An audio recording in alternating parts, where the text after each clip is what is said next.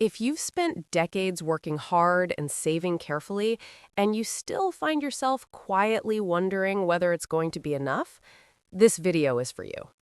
Not for people who want to get rich fast, for people who want to feel secure, for people who want to know that their money is still working for them, even when they're not.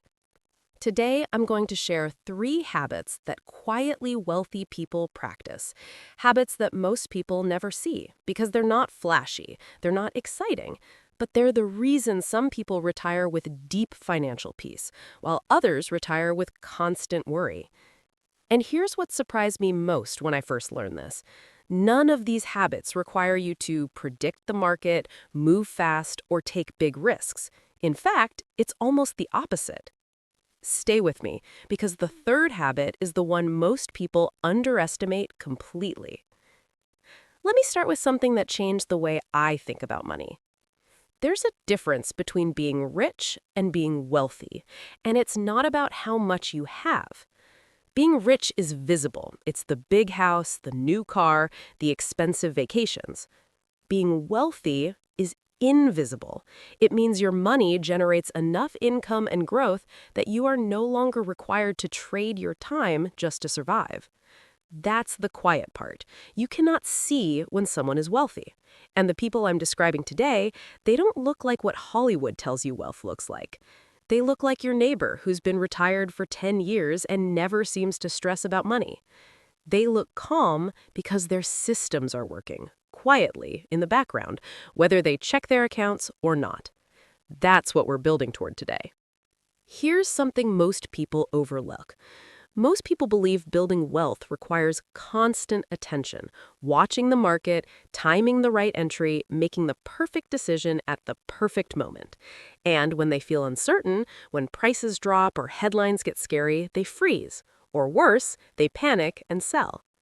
Here's what the research actually shows. According to Fidelity's own internal studies, the investors who performed best over long periods were the ones who made the fewest changes. Some had simply forgotten they had accounts at all. That's roughly saying the less you react, the better you tend to do.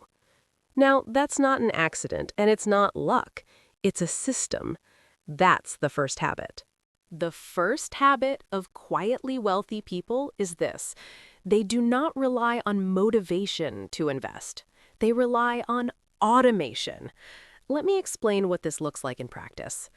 A retired teacher named Margaret, not someone with a finance background, not someone who watches markets daily, set up an automatic transfer years ago. Every month, a fixed dollar amount moves from her checking account into her IRA and into a broad index fund. She never decides when to invest. The system decides for her. This strategy has a name. It's called dollar cost averaging, and it was introduced by Benjamin Graham, the man Warren Buffett credits as his greatest teacher. Here's how it works in plain terms. You pick a fixed amount, say $200 a month.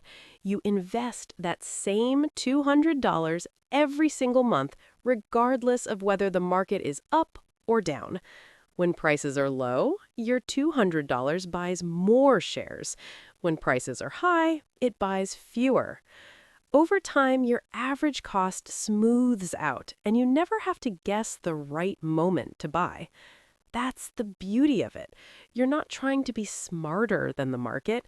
You're simply staying in the market consistently, while others are standing on the sidelines, waiting for the right time. Warren Buffett's own advice on this is worth keeping close. He has said for decades, buy good assets steadily and hold them long term. Not wait for the perfect moment, not go all in when you think it's the bottom. Steadily, consistently, automatically. According to Vanguard, investors who maintained consistent contributions through market downturns recovered significantly faster than those who paused or exited. That's roughly saying staying in is more powerful than being right. And here's what makes this accessible today. You don't need a financial advisor to set this up. Inside any major brokerage, Fidelity, Vanguard, Schwab, there is a recurring investment or automatic investment feature. You choose the amount, the fund, the date. After that, it runs without you. This is how the quietly wealthy remove emotion from money. They build the machine once, then they let it run. Here's something important to consider. Which of these sounds more like you right now?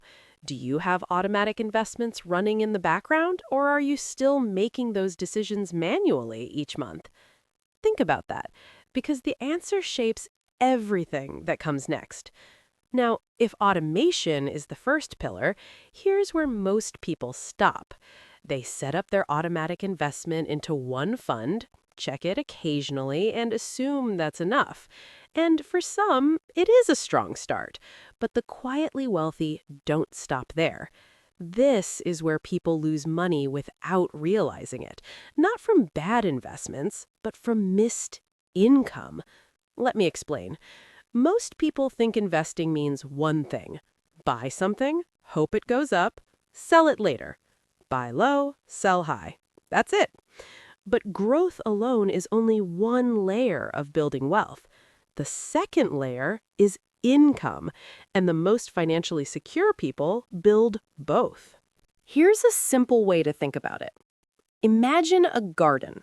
The seeds you plant today, your index funds, your long-term holdings, those are growth. They need time, you water them, you wait, and eventually they grow. But the quietly wealthy also have fruit trees, investments that produce something while you wait, consistent income that doesn't depend on selling anything. This is called income layering, and it's the second habit. In practice, this often looks like dividend-paying investments.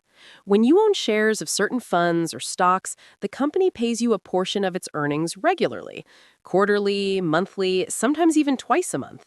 You don't sell anything, you simply receive income for holding.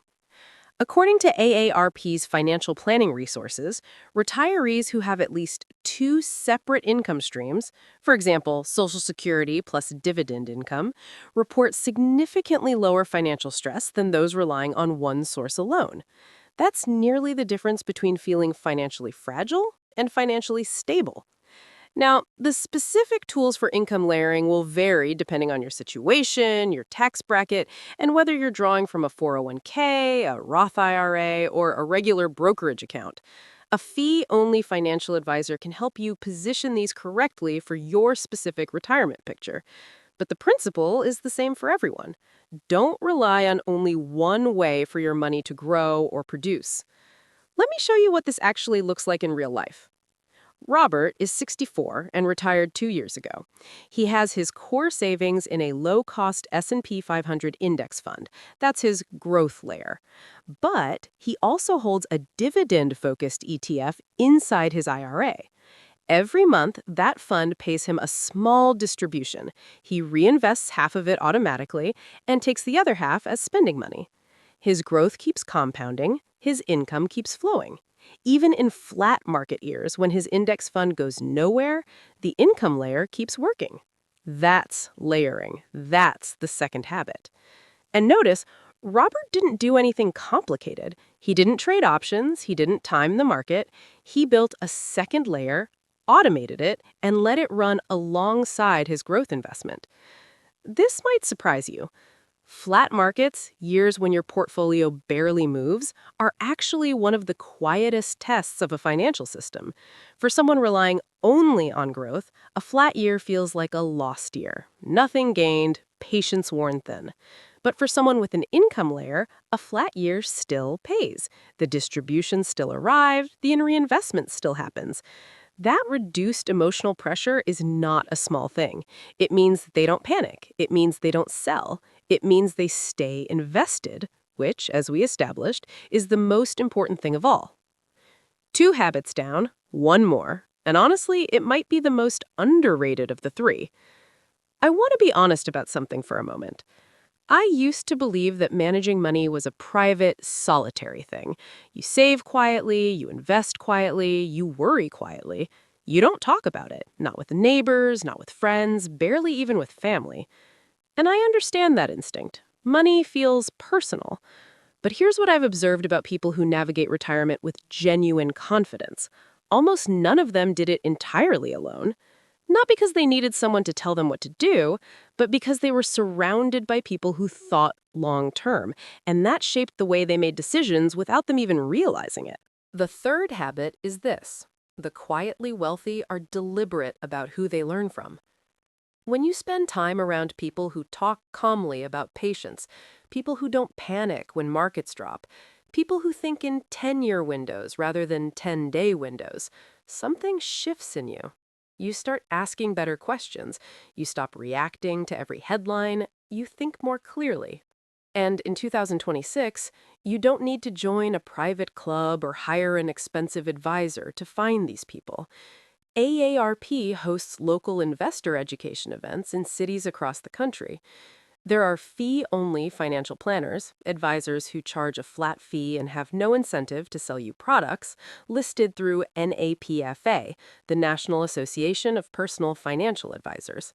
And there are online communities and forums where verified long-term investors share their real portfolios and real thinking, openly and without agenda. The key is who you're learning from, because if the voices around you are always chasing the next hot stock or the next big move, that energy affects you. But if the voices around you are calm, patient, and focused on building steady systems, that energy affects you too, in a good way. Let me ask you something, and take a moment to really think about this. Who do you currently turn to when you have a question about your money? A trusted person? A reliable source? Or mostly headlines and guesswork? Your answer to that question matters more than most people realize, because your financial decisions are shaped by what you absorb, daily, quietly, over time. Here's what's important to understand about these three habits. Each one is valuable on its own, but together, they create something most people never feel about their money, and that's security that doesn't require constant attention. Automation keeps you invested when emotion would pull you out. Income layering keeps money flowing even when growth is slow. And community keeps your thinking clear and long-term when everything around you is loud and short-term. None of these require you to be an expert. None require you to predict anything. They simply require you to build the right systems and then trust them. At the beginning of this video, I asked you to think about something. I said, some people retire with deep financial peace, while others retire with constant worry. And the difference isn't luck. It isn't even how much they saved. Here's the answer I promised you. The quietly wealthy don't worry because their money is working automatically, in layers, guided by long-term thinking, not by daily decisions, not by predictions, and not by willpower. That's the entire system. 3 habits, 3 pillars, and all 3 can be started today without a finance degree, without a large account, and without a single market prediction. The simplest version of all of this: set up one automatic investment this week, even $50 a month. Then find one resource, a fee-only financial advisor, an AARP workshop, a trusted community, and spend 1 hour there. That's a start. That's more than most people do. Imagine sitting at your kitchen table 5 years from now, coffee in hand, and knowing your money has been working quietly the entire time, not because you watched it every day, because you built something steady and trusted it. That's what financial peace actually looks like. If this video helped you think a little differently about your retirement picture, hit save, because these 3 habits are worth coming back to. And thanks for spending time with me. I will see you in the next one. Take care of yourself.